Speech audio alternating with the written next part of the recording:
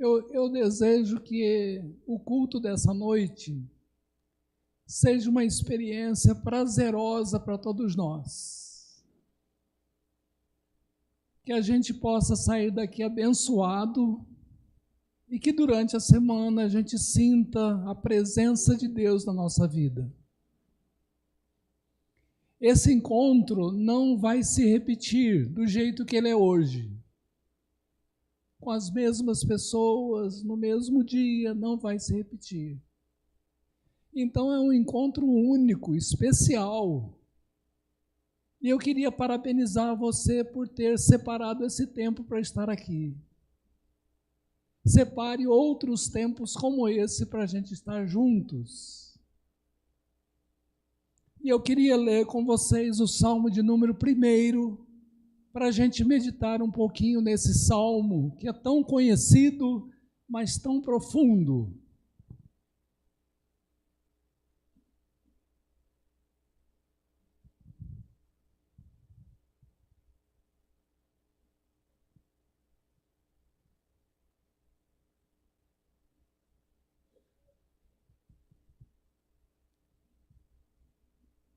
O Salmo 1 diz assim: bem-aventurado ou abençoado o homem ou a pessoa que não anda no conselho dos ímpios, não se detém no caminho dos pecadores, nem se assenta na roda dos escarnecedores. Antes, o seu prazer está na lei do Senhor, e na sua lei medita de dia e de noite. Lei do Senhor para o Antigo Testamento eram os livros da lei, os 5 primeiros livros da Bíblia. Mas para nós que estamos no Novo Testamento, somos cristãos, lei do Senhor é toda a palavra de Deus, toda a Bíblia. Quando ele diz, antes o seu prazer está na lei do Senhor e na sua lei medita de dia e de noite, não é para a gente tomar ao pé da letra, mas ele está querendo dizer que continuamente a gente vai lendo a Bíblia e vai aprendendo. 3. Ele é como a árvore plantada junto à corrente de águas, que no devido tempo dá o seu fruto e cuja folhagem não murcha, e tudo quanto faz será bem sucedido. Os ímpios não são assim, são, porém, como a palha que o vento dispersa. Por isso os perversos não prevalecerão no juízo, nem os pecadores na congregação dos justos. Pois o Senhor conhece o caminho dos justos, mas o caminho dos ímpios perecerá. Amém. Este salmo é um salmo de introdução do livro de Salmos. E ele é classificado como um salmo de sabedoria, porque ele indica basicamente 2 caminhos que o ser humano pode viver: o caminho dos justos e o caminho dos ímpios. Do justo é da pessoa pia, da pessoa que busca Deus e, como resultado, a sua vida é uma vida de justiça. O ímpio é o que não busca Deus e, como resultado, a sua vida, ou como consequência, a sua vida é uma vida de perversidade, de maldade. Todas as pessoas vivem, cada um escolhe o caminho que quer viver, mas o caminho dos justos é melhor. E o salmista já começa esse livro com esse capítulo introdutório, dizendo, olha, basicamente há 2 caminhos, dos justos e dos ímpios. E é interessante a gente saber isso, porque às vezes a gente pensa que todas as pessoas são boas, todas as pessoas são iguais, que dá para confiar em todo mundo, mas a gente, no decorrer da vida, vai descobrindo que não é bem assim. Tem gente boa e tem gente má. Tem gente que dá para confiar e tem gente que não dá para confiar. Tem gente que a gente se aproxima e tem gente que a gente se afasta. O Salmo de Sabedoria vem dar essa radiografia do ser humano. Mas eu queria pensar com vocês hoje, trazendo isso para nós como cristãos, como fiéis a Deus no Novo Testamento, sobre qual deve ser a nossa relação com a sociedade de uma maneira geral, com o mundo de uma maneira geral. Porque nós estamos colocados nessa sociedade, nesse mundo, e nesse mundo está tudo misturado. Tem justo e tem ímpio, e a gente não sabe a priori quem é quem. Às vezes a gente se engana. Pensa que uma pessoa é boa, confiável, daqui a pouco vem uma decepção. Às vezes acontece o contrário. A gente pensa que uma pessoa não presta e de repente ela surpreende a gente. E nós temos que lidar com isso todo dia, toda semana. E eu queria pensar com vocês qual é a nossa relação com a sociedade, com o mundo, com as pessoas. Como cristãos, como é que a gente deve se relacionar? Há algumas opções. Por exemplo, tem gente que, mesmo sendo cristã, se relaciona com o mundo de uma maneira geral como igual ao mundo, sem nenhuma diferença. Eu vejo que essa é uma tentação muito comum para os jovens, adolescentes, jovens, que ficam muito influenciados pela tecnologia, pelas novidades do mundo, que querem ser aprovados pelas pessoas. Aí a tentativa é de ser igual, de não ser diferente, para ser aceito no meio. E a pergunta é, com esse tipo de relação, como é que a gente pode ser sal e luz no mundo? E Jesus nos convidou para ser sal e luz no mundo. Segunda possibilidade é quando a pessoa, de tanto apanhar nesse mundo, de tanto se decepcionar com o mundo, para evitar conflito, ela se isola do mundo. Ela passa a viver numa bolha dos que pensam igual, dos que são mais iguais, mas se isola do mundo. E eu vejo que essa é uma tentação muito comum para os adultos, mais ainda para os idosos. E a pergunta é, como é que a gente vai fazer missão no mundo estando longe dele? Como é que a gente vai influenciar alguém que não é cristão se a gente não tem contato com essa pessoa? Então, essa forma de relação também não é boa. Mas há uma terceira possibilidade que eu tenho visto ultimamente.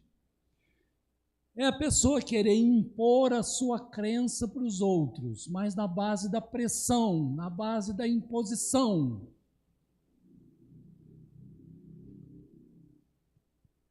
Eu acho que essa é uma estratégia equivocada, porque Jesus nunca fez isso.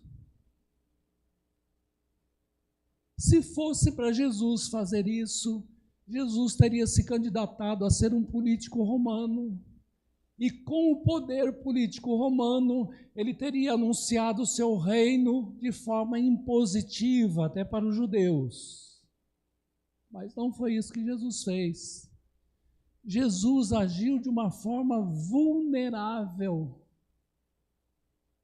Foi simples, foi humilde, convidou as pessoas para o reino de Deus, mas respeitou a liberdade de cada um de aceitar o convite ou não.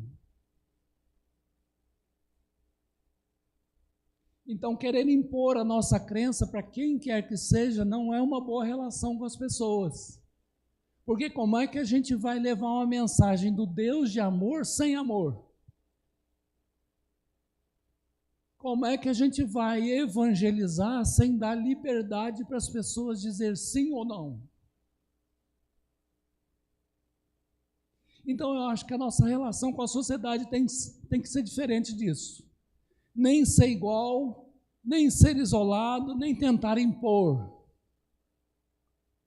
O que é que o Salmo 1 pode nos ajudar nessa nossa relação com a sociedade? A resposta está no versículo 3, que eu vou ler de novo, porque ele fala de uma metáfora da árvore, faz a nossa comparação como justos e cristãos com uma árvore. Aí ele diz assim: ele é como a árvore plantada junto à corrente de águas, que no devido tempo dá o seu fruto, cuja folhagem não murcha, e tudo quanto ele faz será bem sucedido. Então vamos pensar na nossa relação com a sociedade, com o mundo, comparando-nos com uma árvore.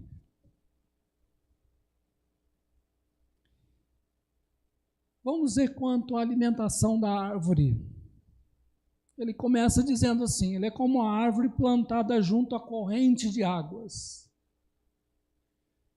O salmista está dizendo assim, que a boa árvore, a árvore saudável, a árvore que vai cumprir o seu papel, ela tem uma boa terra, mas ela tem também uma boa água. E quando ela tem essa alimentação boa, ela vai cumprir o seu papel. Então, se a gente se comparar com uma árvore, isso quer dizer que assim como uma árvore, para ser boa, saudável, precisa de uma boa alimentação, nós também precisamos de uma boa alimentação para ter uma forma nova de pensar, de agir, de sentir nesse mundo. Para sermos diferentes e fazermos diferença nesse mundo. Se a gente tiver essa alimentação constante, a gente vai ser uma árvore boa, saudável, como uma árvore boa e saudável. E no versículo 2 ele diz qual é essa alimentação. Antes o seu prazer está na lei do Senhor, e na sua lei medita de dia e de noite. A nossa alimentação é a palavra de Deus. É o estudo e a meditação da palavra de Deus que vai mudando a nossa maneira de pensar, de agir, de reagir, de sentir e de fazer diferença na sociedade. Mas eu chamo a atenção nesse versículo porque ele fala assim: antes o seu prazer está na lei do Senhor. Tem gente que não lê a Bíblia de jeito nenhum. E tem gente que lê a Bíblia por dever. O salmista está nos convidando a ler a Bíblia por prazer. Sabe quando você quer? Quando você faz tempo? Quando você se alegra na alimentação da palavra de Deus? É esse tipo de alimento que o salmista está falando. O seu prazer está na lei do Senhor, e nela medita continuamente para fazer diferença.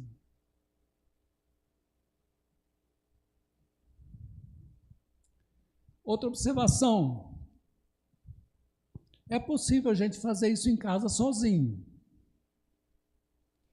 Mas eu acho que o convite da Bíblia como um todo é para a gente tanto se alimentar em casa da palavra de Deus, quanto se alimentar comunitariamente da palavra de Deus.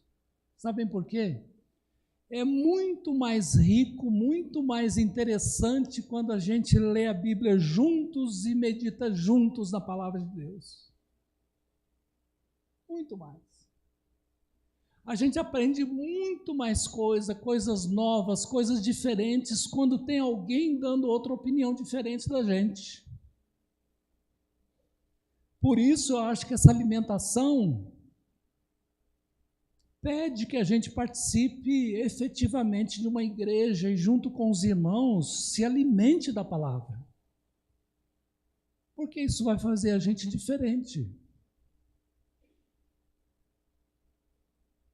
Então, nessa comparação com a árvore, nessa metáfora da árvore, para a gente estar no mundo e fazer a diferença, a gente precisa ter uma fonte de alimentação diferente. E essa fonte é a palavra de Deus.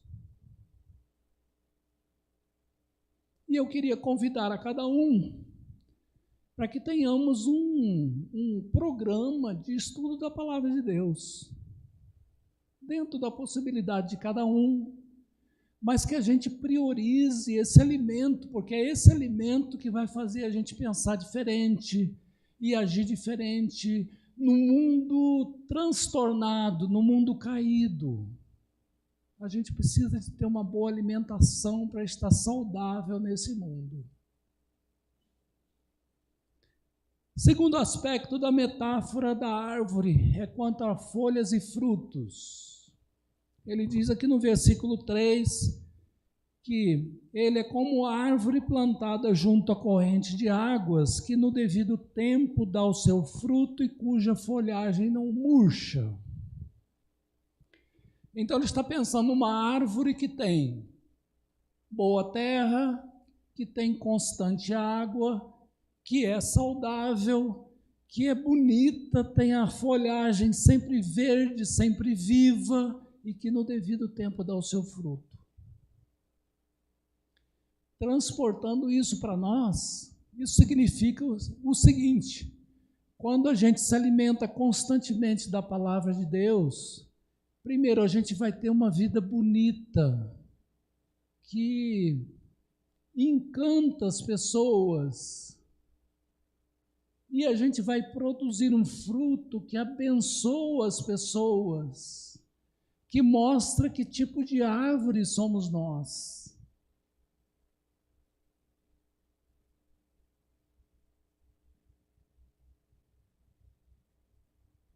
Isso é ser árvore saudável, é ser árvore bonita, é ser árvore que faz diferença no ambiente.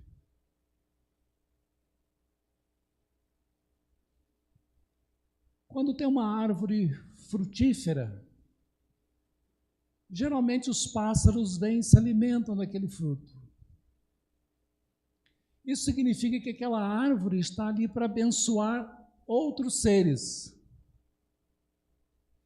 Quando a gente se alimenta da palavra de Deus e tem folhagem bonita e apresenta frutos bons, a gente está abençoando a vida de outras pessoas.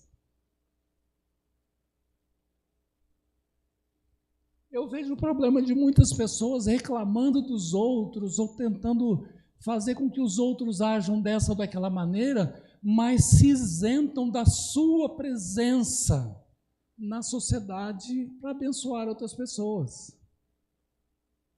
Na verdade, a gente deveria inverter isso. Ao invés de exigir que os outros sejam assim ou daquela maneira, a gente deveria ser e abençoar as outras pessoas. Quem sabe nesse encanto a gente inspira pessoas a serem como a gente. A árvore faz isso. A árvore saudável faz isso. E a gente pode fazer também. Há uns dias atrás o pastor Ricardo trouxe aqui um estudo sobre a Ruth. Acho que alguns aqui estavam na escola dominical, sobre a Ruth. A Ruth era uma mulher moabita, que para os judeus era uma mulher estrangeira, mas se casou com um filho de Noemi, que era judia, e através da Noemi conheceu o Deus de Israel. E quando a Noemi ficou viúva, e também a Ruth ficou viúva, a Ruth decidiu seguir a Noemi de volta para Israel. E nesse conhecimento da Ruth com o Deus de Israel, através da família de Noemi, a Ruth manifestou um caráter extraordinário. de pessoa confiável, de pessoa trabalhadora, de pessoa que ajuda os outros. E foi assim que ela entrou na genealogia do rei Davi, também de Jesus, mesmo vindo de um país estrangeiro, mesmo servindo antes a um ídolo, mas ela conhece o Deus de Israel e muda, e a sua vida brilha onde ela estava. A metáfora com a árvore nos ajuda nisso. Quando a gente é bem alimentado na palavra de Deus, a nossa vida tem uma folhagem bonita e apresenta frutos bons para abençoar a vida das pessoas. Então, ao invés de fugir do mundo, de fugir das pessoas, a gente deveria ser mais diante das pessoas. Porque é assim que a gente pode ser missão, bênção, no mundo que a gente vive.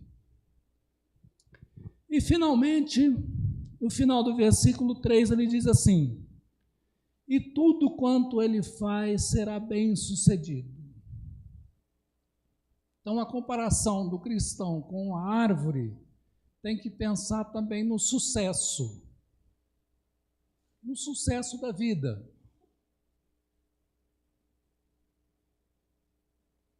O que a nossa vida está produzindo?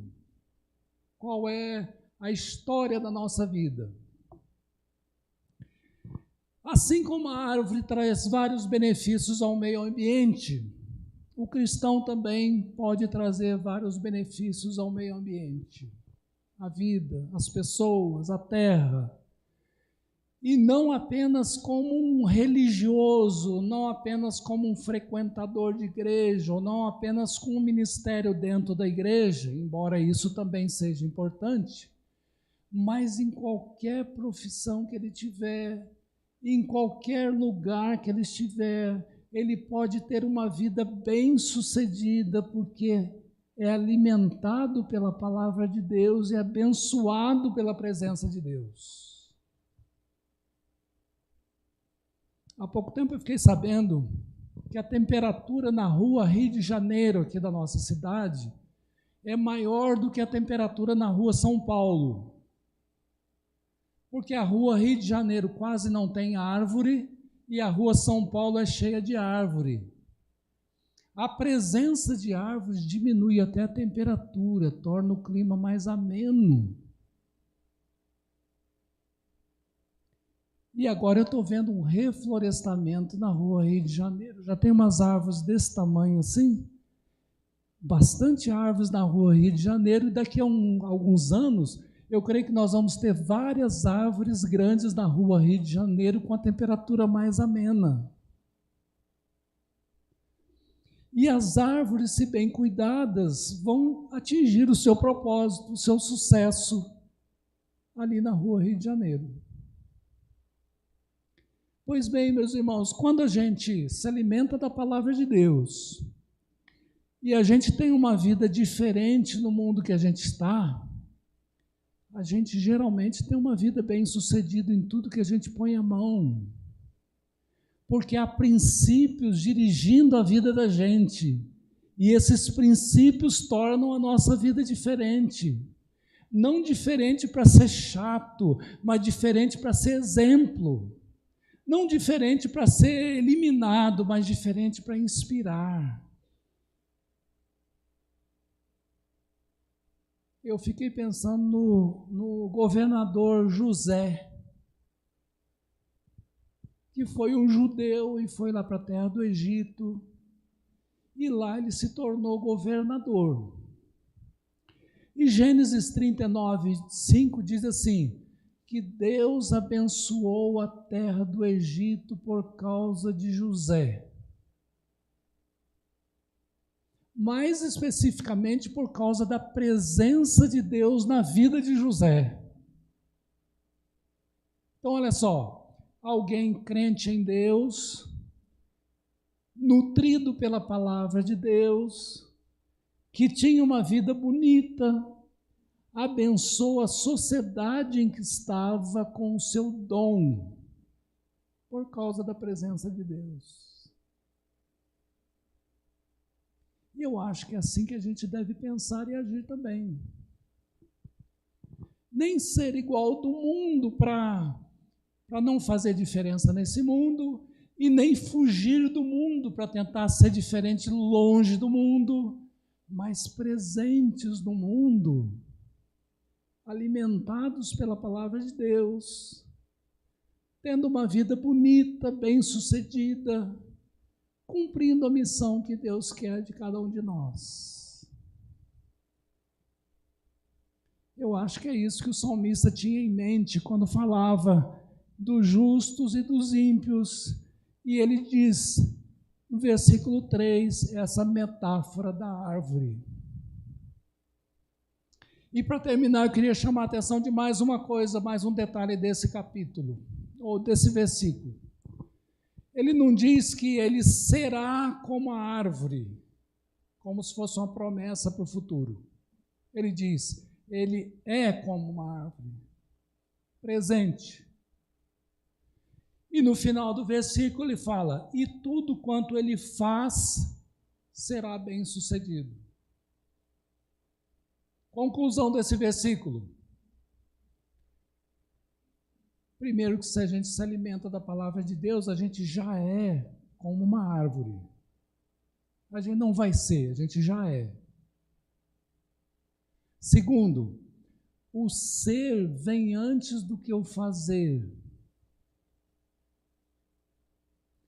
Quando a gente vai alimentando a nossa vida com a palavra de Deus, o caminho bíblico natural é que Deus vai transformando o nosso ser, para depois a gente fazer alguma coisa boa, melhor. É normal no ser humano querer inverter isso e querer fazer alguma coisa, às vezes, sem ser, ou não se preocupa com o ser. O salmista pensa, não, primeiro ele é, depois ele faz. A gente não deveria ter pressa em fazer. Deus não está tão preocupado com o nosso fazer. No tempo certo a gente vai fazer. Mas antes de fazer, Ele está preocupado com o nosso ser, com o nosso caráter, com a nossa forma de pensar, com a nossa forma de enxergar o mundo, a vida. É ali que a transformação começa, para depois o fazer ser bem-sucedido. Então, qual deve ser a nossa relação com a sociedade, com o mundo? Eu acho que nem como igual, sem ter nenhuma diferença, nem ser isolado também sem fazer diferença, e nem tentar impor aquilo que a gente crê. Ao contrário, vamos pensar na árvore, que se alimenta, que tem um ser diferente, e depois faz as coisas serem bem-sucedidas. Eu desejo que a nossa vida seja assim, que a nossa presença na sociedade seja assim, que a nossa presença, a nossa história nesse mundo seja assim. Que Deus nos abençoe. Amém.